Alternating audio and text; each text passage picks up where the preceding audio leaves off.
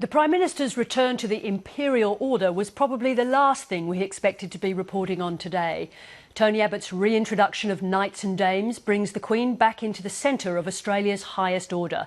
It's delighted monarchists and brought howls of dismay from Republicans. The first new dame and knight will be the outgoing Governor-General Quentin Bryce and her replacement, General Peter Cosgrove. I'm joined now by monarchist Professor David Flint and Republican Greg Barnes. David Flint, I'll start with you, if I may. Now this offshoot of the British imperial system has been reintroduced, would you accept a knighthood were it to be offered? Well, it's not really an offshoot of the British imperial system. This is part of the Order of Australia, removed by the Hawke government and restored by the Abbott government. But based on the British imperial system? Oh, certainly, as are our laws, as is our language.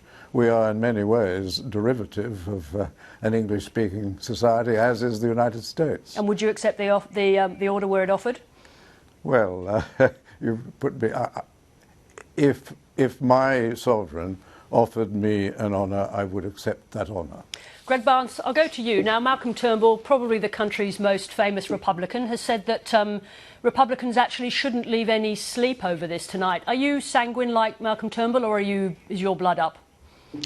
Oh, well, the first thing I had to look at when I came into the studio tonight was whether we were on black and white TV or we were in colour. I mean, are we back in the 1960s, or are we a 21st century nation that's confident?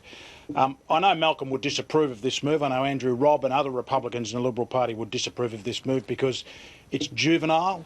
It reflects the fact that Australia cringes when it comes to moving forward and adopting symbols of our own.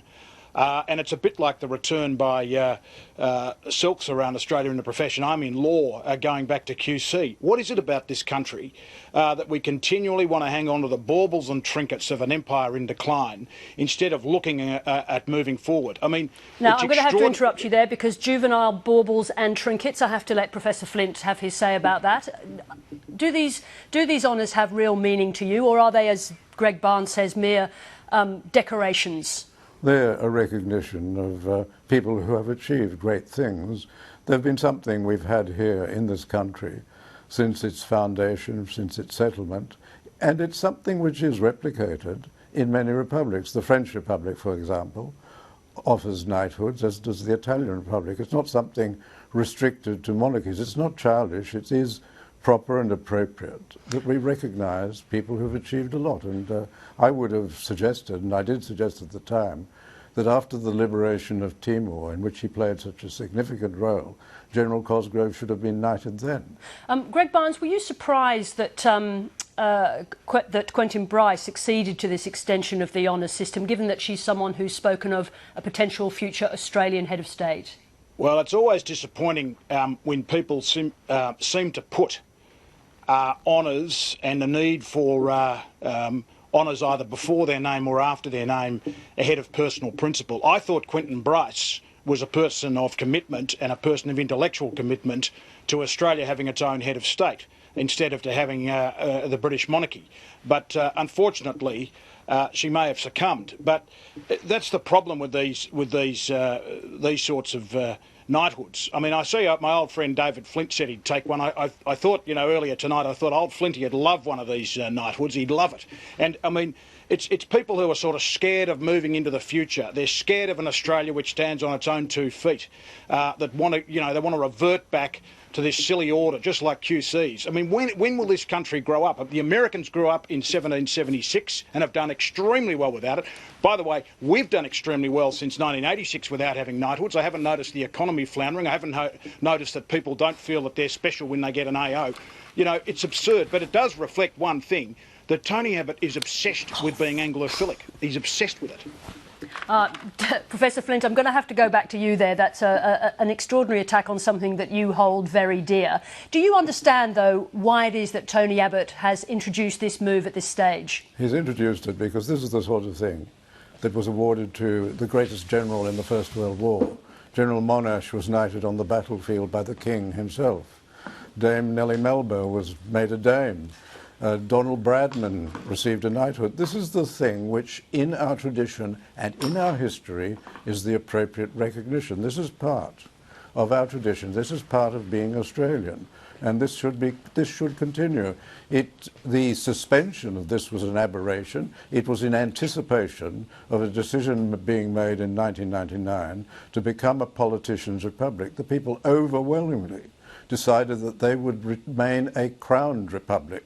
They decided that in every state, and 72% of electorates. The people want to stay a constitutional monarchy. Now, Greg Barnes, back to you. One of the things that Tony Abbott was asked about today when he made this announcement, he said it was for people who have accepted public life. However, he didn't completely rule out the possibility of politicians receiving these honours. What would be the response to an ennobled politician, do you think? Well, it ought to be one of contempt. I mean, what I'm interested to see is Will Hodgman, the newly minted Premier of Tasmania, is a mad keen Republican. I'm sure Will would be totally opposed to this. Colin Barnett in Western Australia, a Liberal Premier who campaigned very well on the Republic in 1999. I'd like to hear their views, because if people are going to be intellectually consistent as Republicans, they ought to say that Australia ought to move forward. But I'll tell you one thing about this order: politicians won't be able to help themselves because they love... A lot of them, they just love the idea of taking some form of accolade, and they just love the idea of a title. So you can bet your bottom dollar that you'll see politicians queuing up because they feel a need. They've got the insecurity, and so they feel a need to have these sorts of, as I said, trinkets and baubles. If you really considered yourself to be a worthy person, you wouldn't be lining up for the OBEs and the MBEs and the Knighthoods. You wouldn't be doing it. And just because John Monash and Dame Nellie Melba did it, I'll just remind David, that was 100 years ago. We have actually moved on, in case David hasn't noticed. And one more thing that Tony Abbott raised today was he said it's very clear that these knights and dames will outrank the ordinary order of Australia.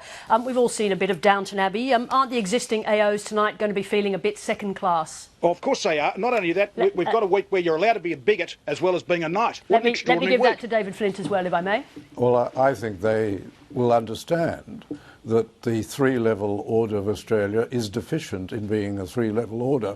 Most orders in the world are five-level orders, and there is an obvious gap in the suspension of knights and dames by the Hawke government, and we have its restoration today. Remember that when Gough Whitlam introduced the Order of Australia, we still had knighthoods, parallel knighthoods, which came through the imperial system. Malcolm Fraser filled that void by creating Knights of Australia and Dames of Australia, and now we've had this restored, and I can't think of two more appropriate people than the Governors-General. All right, gentlemen, we'll have to leave it there.